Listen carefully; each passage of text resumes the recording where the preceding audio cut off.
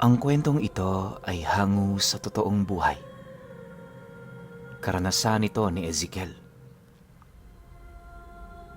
Taong 1974, Cadiz, Negros Occidental.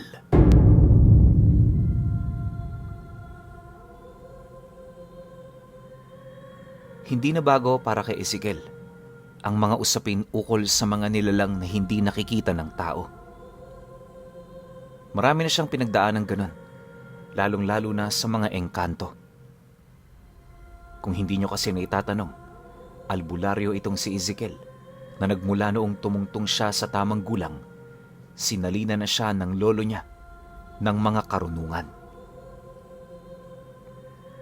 Ayon sa kanya, likas na sa tao na talikuran nito sa unang alok, pero habang tumatagal, unti-unti niya ring nauunawaan ang kahalagahan nito sa kanyang buhay.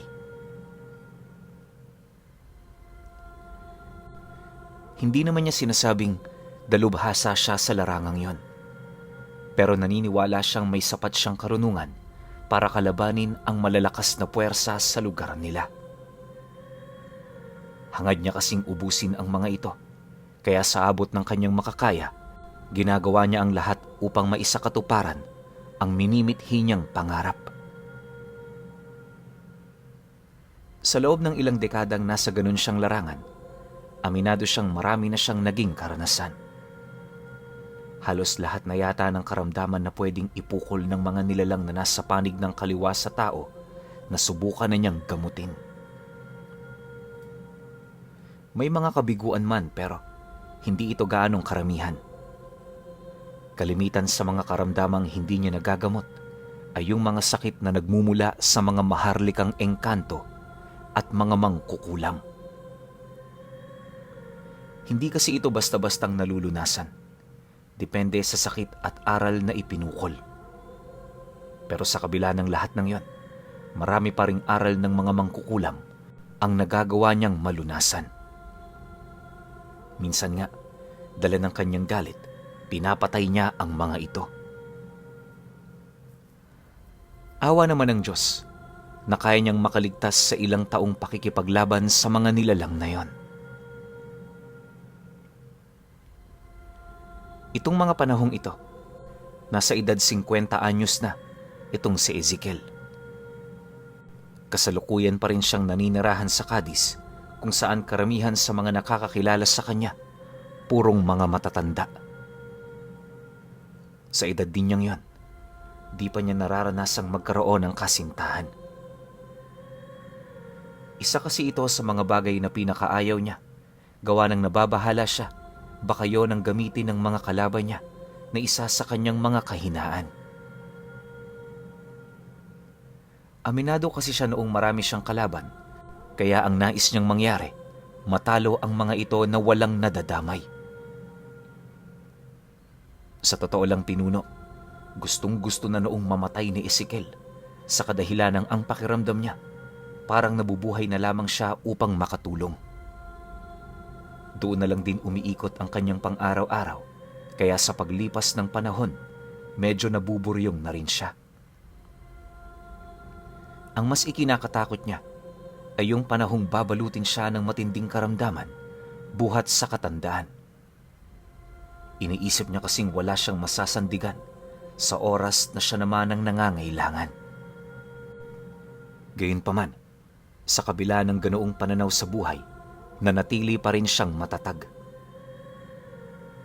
Iniisip na lamang niya, may dahilan ng Panginoon kung bakit ito ginagawa sa kanya.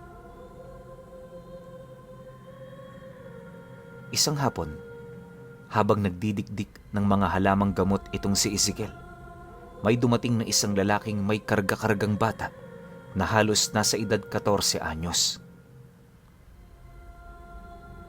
Pagpasok nito sa loob ng kanyang pamamahay, unang bumungad sa kanya ay yung namumutla nitong muka. Siyempre dahil sa isa siyang albularyo, alam na niya kaagad ang ibig sabihin nito.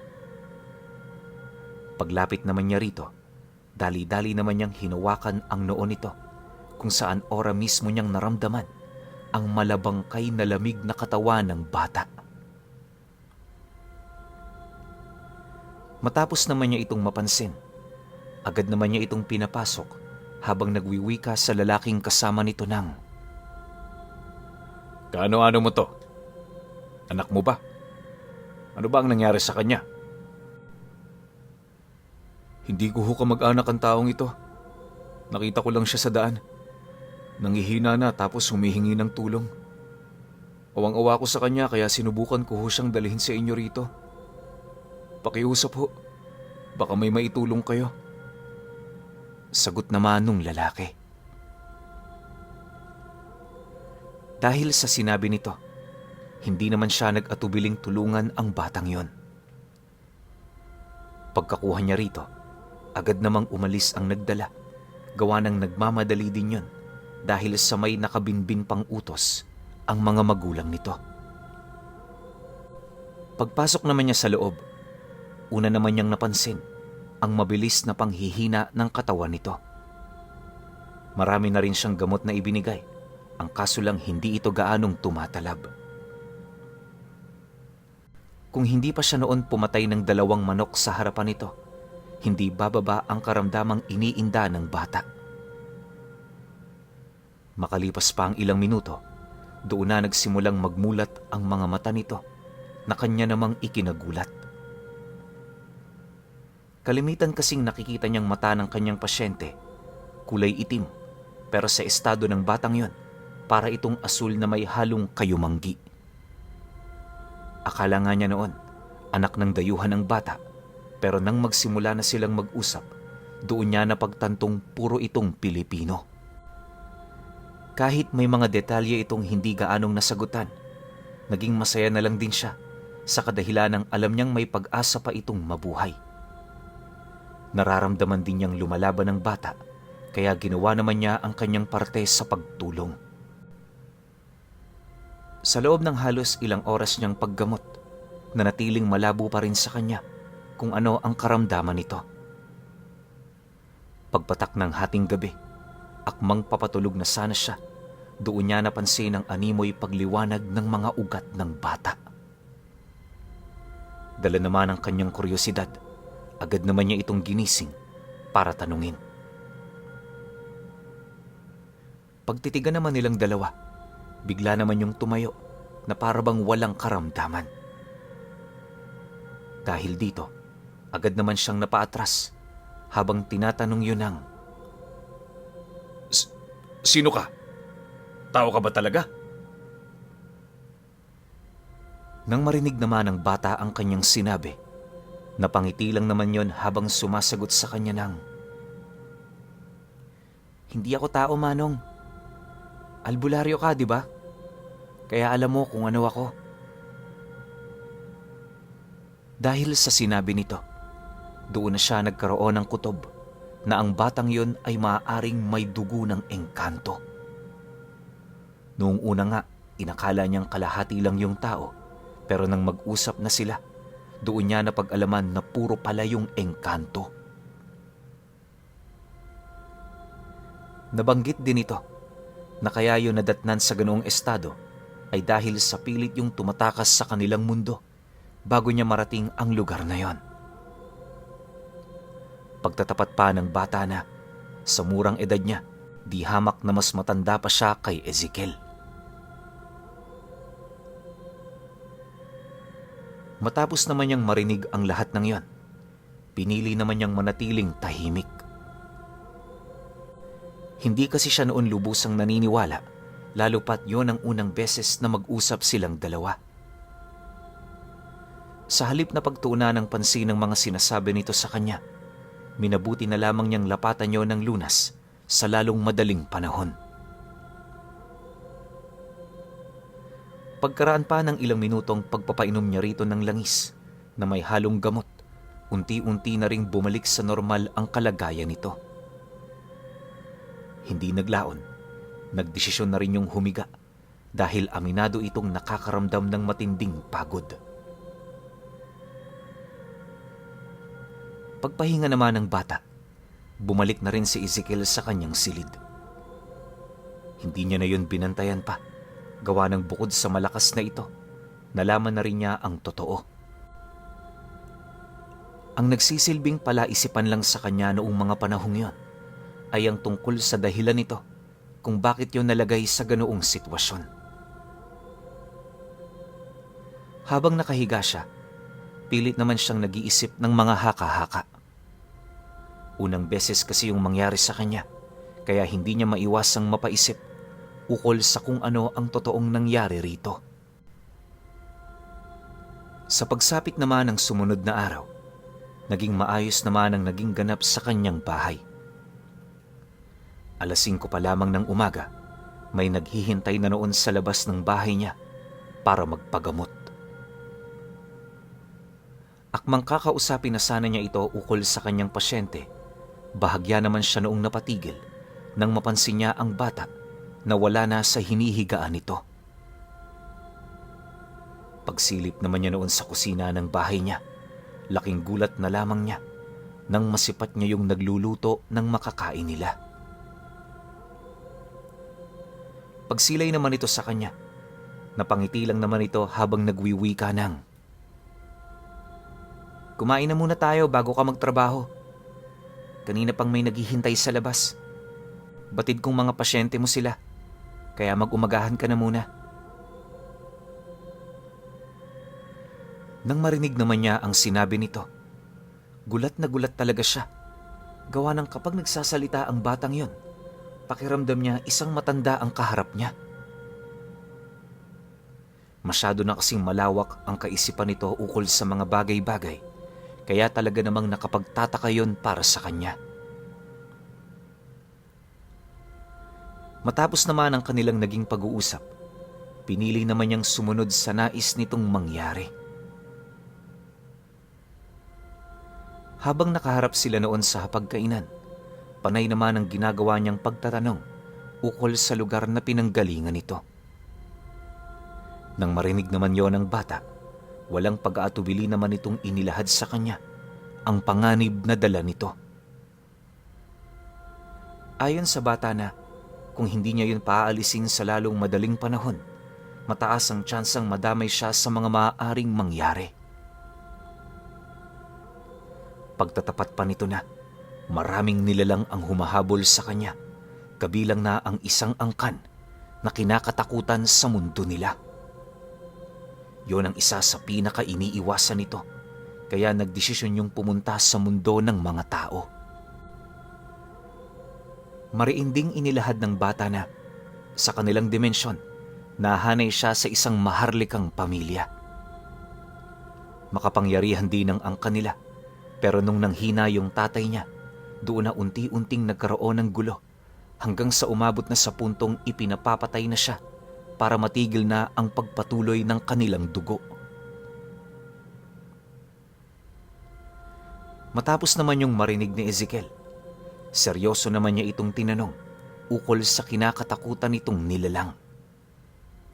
Ang akala niya kasi noon, mga pangkaraniwang engkanto lamang ang mga ito, kaya magpapasya sana siyang tumulong. Pero nung marinig naman ng bata ang kanyang sinabi, bigla naman yung nanahimik habang unti-unting nagiging seryoso ang mga mata nito. Nang mapansin naman niya ang ginawa nito, binigyan naman niya ito ng pagkakataon para magsalita. "Hindi ho mga engkanto ang kalaban ko. Kung mga katulad lang nila, di nyo na ako makikita sa mundong to. Mas malalim pa sila sa mga yan. Sa lugar namin, tinatawag silang mga agarak. Mga uri ng engkantong ang pangunahing pagkain ay ang mga katulad namin. Malayo sila sa aming lugar, kaya hindi ko maisip kung paano kami nila natuntun doon. Habang nag-uusap tayo dito ngayon, ang mga sundalo ng ama ko abala sa pakikipaglaban sa kanila." Seryosong wika ng bata. Dagdag pa nito na, yung mga agarak na humahabol doon sa kanya, hindi malabong makakarating din ng mga ito sa mundo ng tao. Pagkarinig naman ni Ezekiel sa sinabi nito, halos hindi naman niya maiwasang mag-alala para sa kanilang lugar. Bagaman wala siyang nararamdamang takot para sa kanyang sarili, lubos siyang nababahala para sa mga batang naninirahan sa baryo. Makalipas pa ang ilang minuto, nagpasya na nga siyang lumabas para tumulong. Pagsilay naman sa kanya ng kanyang mga pasyente, agad naman siya nitong nilapitan para magtanong ng kanilang mga karamdaman. Habang abala pa noon siya sa pakikipag-usap, nanatili lang namang tahimik ang bata sa loob ng bahay niya. Maigi nitong pinagmasdan ang mga taong dumating na parabang may tinitingnan yung doong bagay upang masiguro nitong pangkaraniwan yung tao. Sa paglipas pa ng mga araw, nagpatuloy ang kakaiba nitong akto sa bahay niya, kaya hindi naglaon sumang-ayon na rin siya sa lahat ng bagay na sinasabi nito sa kanya. Akala nga nung bata, paaalisin na siya nito, pero nanindigan nitong si Ezekiel na hindi niya yun pababayaan. Hanggat hindi ito nakakabalik sa kanilang lugar, mananatili yun sa kanyang puder. Dahil sa kanyang sinabi, taus-puso naman ang naging pasasalamat ng nilalang. Bilang pasasalamat sa kanyang kagandahang loob, agad naman itong isinilid sa kanyang bulsa ang kamay nito, at pagsilay doon ni Ezekiel, bumungad sa kanya ang maliit na piraso ng ginintoang baging. Pag-abot naman ito ng bata sa kanya, mahinahon naman yung nagwika ng, "Hanggat hawak mo yan, may kaugnayan ka sa aming lahi. Huwag mo yang iwawala, sapagkat makapangyarihan ang bagay na yan."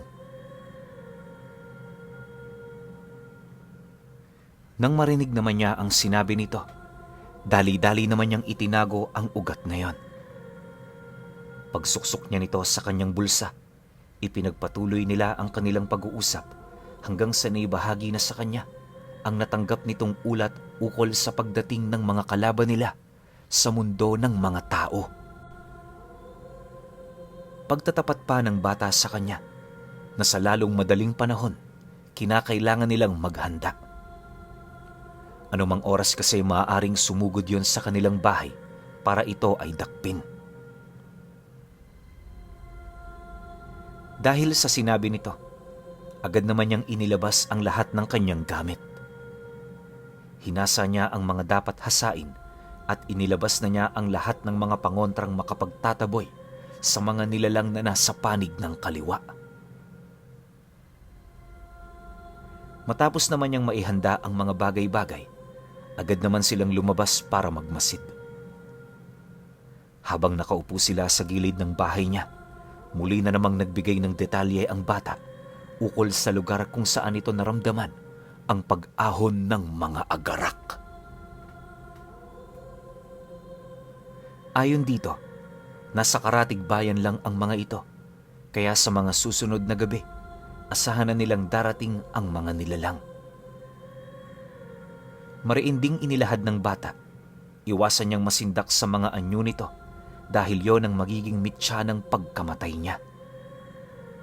Dagdag pa nito na maging handa siya sa mga mangyayari dahil ang mga agarak hindi nagpapakita ng awa sa mga mabababang uring katulad niya. Nang marinig naman ni Ezekiel ang sinabi nito, di naman niya maiwasang makaramdam ng takot. Bukod kasi sa hindi pa siya nakakakita ng agarak, naging palaisipan din para sa kanya ang mga anyo nito. 2 araw pa ang lumipas, dahan-dahan ang nagbago ang simoy ng hangin sa kanilang lugar. Wala naman siya noong nararamdamang bagyo, pero nagsimula nang sumimoy ang malakas na buhos ng ulan. Sa sobrang lakas nito, agad namang may tumulo sa bubong ng bahay niya, dahilan para bahain sila sa loob. Akmang lalabas na sana noon si Ezekiel para hanapin ang butas, dali-dali naman siyang pinigilan ng bata na para bang may mangyayaring masama kung sakali mang lalabas siya ng pinto. Pagsilay naman niya sa kinaroroonan nito, agad naman siya nitong pinatahimik kung saan doon niya unti-unting naririnig ang tila bang pag-angil ng mga nilalang sa bubong ng kanyang bahay. Naririnig din niyang nag-uusap ang mga ito na para bang gumagawa yun ng plano. Dahil dito, kinumpirma naman niya sa bata kung yun na nga ba ang mga agarak na siya namang mabilis na sinang-ayunan nito.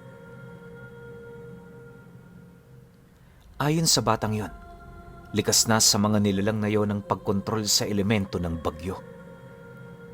Ito ang kadalasan nilang ginagamit para sukulin ang kanilang kalaban. Hindi rin biro ang nililikha nilang kakayahan tuwing nababasa sila ng ulan na mas nagbibigay lamang sa kanila. Dagdag pa ng bata na kadalasan sa mga taong pinaparamdaman ito, namamatay ng hindi nakikita ang mga nilalang na yon. Matapos naman niya itong marinig, dahan-dahan naman siyang sumilip sa siwang para tingnan ang buong paligid. Nagbato rin siya ng tigalpo sa bubong ng bahay niya upang magsilbi itong babala sa mga agarak na naghahanap ng lagusan para makapasok. Makalipas pa ang kalahating oras na pakikipagtagisan sa mga ito, unti-unti nang naramdaman ni Ezekiel ang eksaktong kinaroroonan ng kanilang mga kalaban. Pagkumpirma niyang nasa taas yun ang kanyang bahay, doon na siya nagsimulang magmura habang tinutusok-tusok yon ng mahabang kawayan. Hindi rin magkamayaw ang ginagawa niyang pagsindak sa mga nilalang na siya namang nagdulot ng matinding galit laban sa hanay ng mga ito. Sa pagpapatuloy ng ganoong pangyayari, ramdam na nila ang pag-uga ng bahay niya. Yung bata noon, tahimik lang na nagmamasid pero hawak-hawak na rin ito ang kanyang sandata. Hindi naglaon nang masipat niyang nabubutasan na nito ang dingding ng bahay niya. Doon na siya naglakas loob na lumabas. Pagbukas naman niya ng pinto, laking gulat na lamang niya nang biglang mawala ang hangin at ulan na bumabayo sa bahay niya. Hindi niya mawari kung ano ang nangyari pero nasisiguro niyang nasa ilalim yon ng kontrol ng mga nilalang. Maya-maya pa, mula sa madidilim na bahagi ng kakahuyan, nagsilabasan ang mga nilalang na nasa kaanyuan ng isang pangkaraniwang tao. Gayunpaman, kahit perpekto ang pagbabalat kayo nito, kitang-kita pa rin niya ang maitim nitong mga presensya na bumabalot sa katawan nila.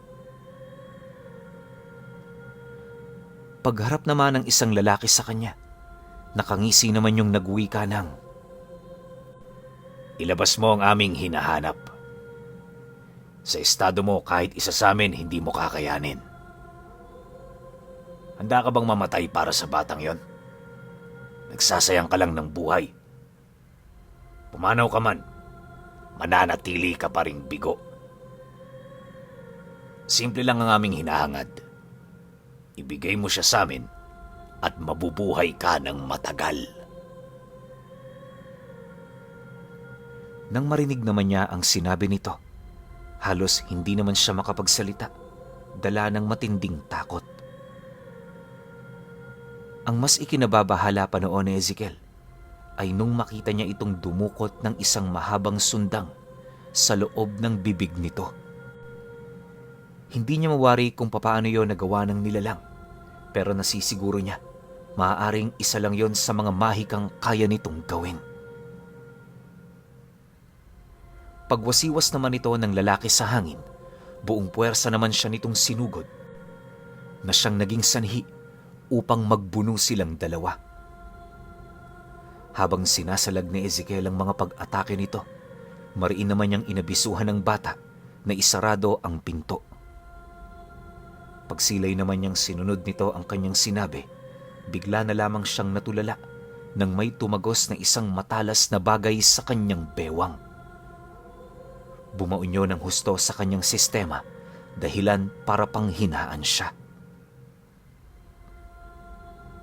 Maya-maya pa, nang masipat naman niya ang bagay na yon, kitang-kita niya ang isang ugat na nakadugtong sa loob ng sistema ng kanyang kalaban. Sa takot niyang mapuruhan pa, sapilitan niyang ikinalas doon ang katawan niya.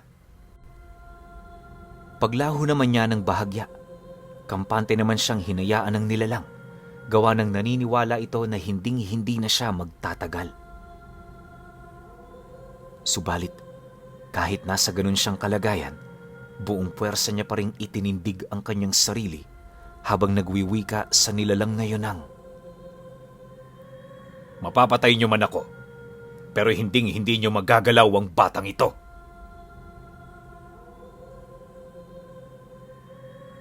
Kasabay ng kanyang pagwika ay ang muli nitong pagsugod sa kanya. Dahil sa nanlalabo niyang paningin at nanghihina niyang katawan, hindi na niya namalayan ang napakalakas na suntok na tumama sa kanyang muka. Pagramdam naman niya sa ataking yon, tulala naman siyang bumagsak sa lupa. Sinubukan niya pang tumayo pero bago pa man niya mahawakan ng kanyang sundang, naapakan nito ang dalawa niyang kamay. Ilang beses man siyang magpumilit na magpumiglas, hindi yun sapat para matakasan ang realidad ng kanyang katapusan. Pagramdam naman niyang talo talaga siya, nagpasya na siyang ibaba ang hawak niyang sandata. Sa isip-isip noon ni Ezekiel, mas mainam ng gano'n ang magiging katapusan niya, gawa ng itinuturing niyang isang kadakilaan ang mamatay sa kamay ng kanyang mga kaaway. Makalipas pa ang ilang minutong pagsilay sa mga ito, dahan-dahan na niyang ipinikit ang kanyang mga mata at nung malapit ng mandilim ang kanyang paningin, nasipat niyang bumagsak sa lupa ang ulo ng lalaking papatay sana sa kanya. Dahil sa nangyaring yon, agad namang nanumbalik ang kanyang ulirat at pagsilay niya sa itaas nito, doon niya nasipat ang isang engkanto na nababalot sa baluting gawa sa puno. May hawak-hawak din yung sibat at sundang na alam niyang yon ang ginamit na sandata para paslangin ang nilalang. Matapos naman itong gawin ng nilalang na yon, nagsimula na ring sumugod ang iba pa nitong mga kasama.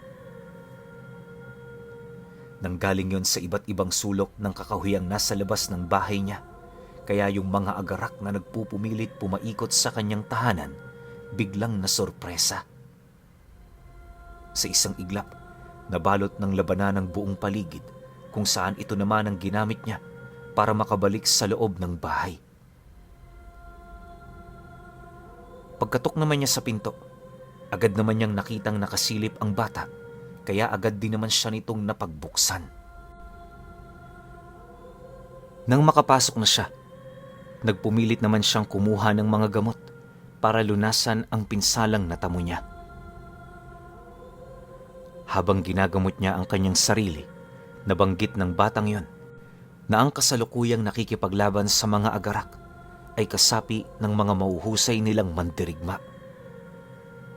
Naniniwala rin itong magtatagumpay ang mga kalahi nilang yon dahil sa tindi ng mga pagsasanay nitong pinagdaanan. Upang hindi na sila gaanong mag-alala, inakay siya ng bata patungo sa kusina. Pagdating nila doon, agad naman siya nitong pinahiga sa hapagkainan para gamutin. Nang marinig naman niya ang sinabi nito, di naman niya maiwasang magduda, gawa ng batang-bata pa talaga yun sa paningin niya. Subalit, nang mapansin naman yun ng engkantado, muli siya nitong inabisuhan na mas dalubhasa pa yun sa kanya kung sa larangan lang ng panggagamot ang pag-uusapan nila. Dahil sa sinabi nito, wala naman siyang ibang nagawa kundi ang magtiwala. Sa kasagsagan naman ng pagtahi nito ng kanyang sugat, unti-unti na rin siyang nakaramdam ng matinding pagod sa katawan. Maya-maya pa, hindi na niya namalayan na nakatulog na pala siya. Kinabukasan pagising niya, Nadatnan niya ang bata na tulog sa upuang nasa harap niya. Napansin niya ring maayos na ang kanyang sugat, kaya sa halip na manatili pa sa ganoong sitwasyon, nagpumilit na siyang magtrabaho. Paggising naman ng bata, nasipat niya itong nakaupo sa harapan nito, tahimik na nagmamasid. Kumain ka na at baka gutumin ka sa iyong pag-alis. Masaya ako sa pananatili mo rito. Pero kailangan din nating harapin ang katotohanan. Katotohanang walang permanente sa mundo. Nang marinig naman yon ng bata, nagpasalamat lang naman yun sa kanya. Paglabas nito, nakita ni Ezekiel ang mga kasama nito na pawang mga engkantadong nagbabalat kayo bilang tao. Pag-alis ng mga panauhing yon, pakiramdam niya parang tinusok ng 1,000 karayom ang puso niya. Magmula noon pinuno, iniwasan na niyang maging malapit sa mga tao dahil alam niyang iiwan lang din siya ng mga ito. Kaya di na ibahagi ni Ezekiel ang kanyang kwento ay dahil sa mga kainuman niya noon na nagsalit-saling sabi ng kanyang mga kwento. Magpahanggang sa ngayon, kahit ilang dekada na siyang patay, nananatili pa ring sariwa ang kanyang karanasan noong minsan siyang nagkaroon ng ampon na isang batang hinahabol ng lahing agarak.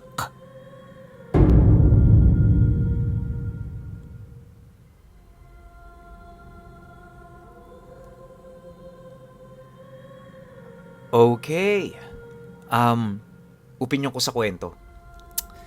Sayang lang, no? Ako, feeling ko, nung namatay itong si Ezekiel, kinuha to ng bata. Dinala siya sa mundo ng mga engkanto. Kasi, minsan niyang natulungan yung bata na yun eh. Alam naman nating lahat. Alam ko rin, karamihan sa inyo alam to. Na kapag may nagawa kang mabuti sa isang engkanto, lalo pa anak to ng hari, katakatakot ang ibibigay sa iyo niyang pabuya. Siguro hindi na lang kinuwento ni Ezekiel yung mga binigay sa kanya ng engkanto na to. Pero ako, naniniwala ako. Marami tong binigay bukod dun sa gintong lubid ba yun? O gintong baging kung ano man yun.